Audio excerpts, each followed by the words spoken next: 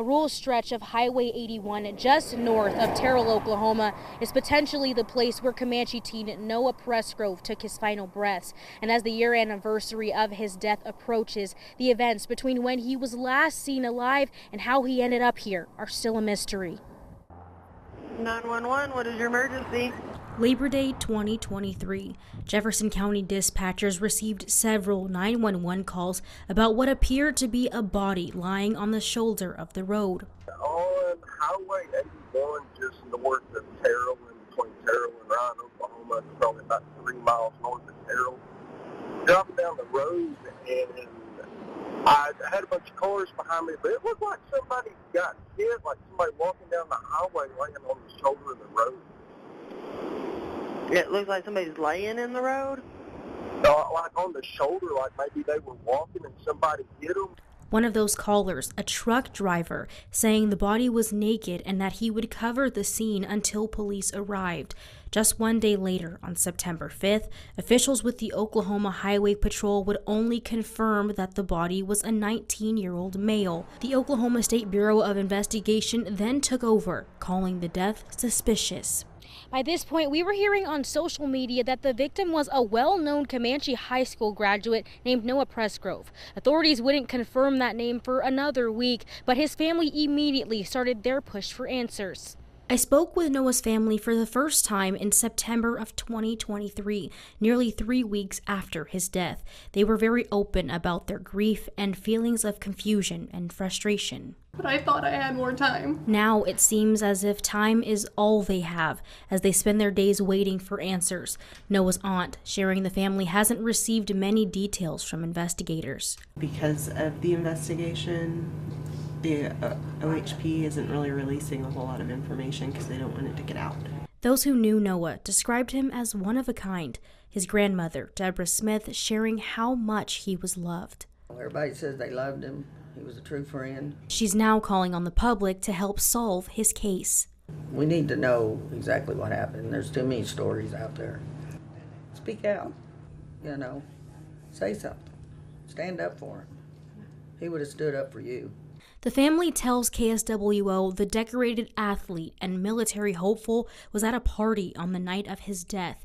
The medical examiner's report confirmed the teen survived a rollover ATV accident earlier in the night. He then returned to the party before leaving again. Several rumors about that night have gone unconfirmed. To spread the word about Noah's suspicious death, one relative took to social media, bringing thousands of eyes to the case. And in April, the family learned the teen's cause of death from the state medical examiner's summary report: multiple blunt force injuries. The manner of death is listed as unknown. The report was released April 30th, 2024, 7 months after Noah's death. On May 1st, the Oklahoma Highway Patrol announced they would not be investigating this case as a murder. We saw confusion, shock, and overall support for the family on social media, prompting his mother to speak publicly for the first time. Casey Elliott shared her grief and pleaded for anyone with information to come forward. Please,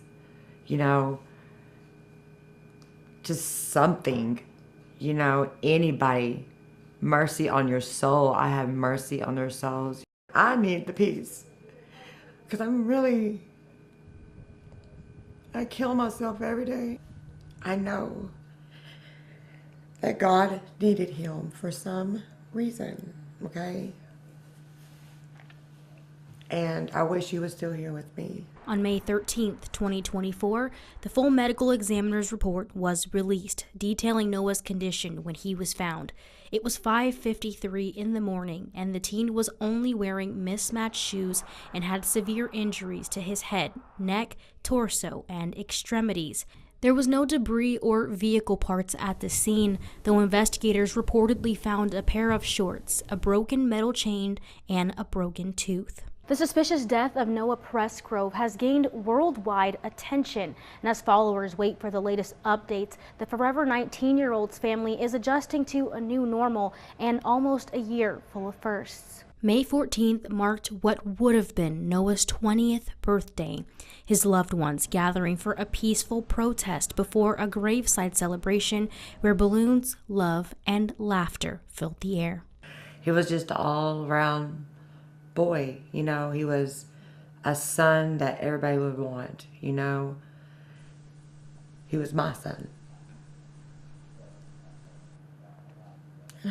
I miss him.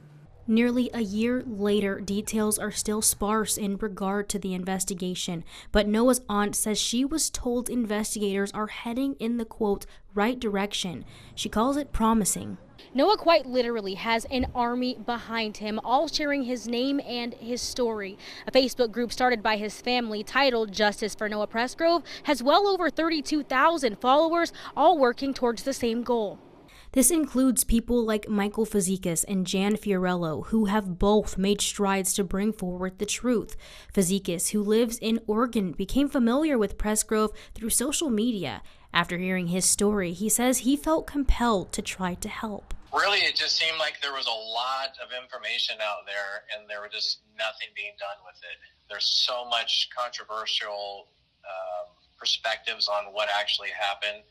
And if no one else is doing it, then we're going to kind of, hold people accountable and put pressure on them to make them do their job. He started a petition calling for charges against the owners of the home where the party took place on the night Noah died. Though it's gained over 3,000 signatures, no action has come from it.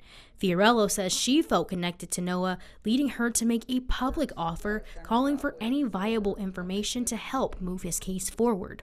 I just fell in love with this kid and his story. Anybody that has any information, potentially or ideally an eyewitness or someone that, is considering turning a state's witness, if their information is something that will help with the case, or if they are looking to be represented as a state witness to help them negotiate a plea deal, then I will pay for their attorney fees to do that.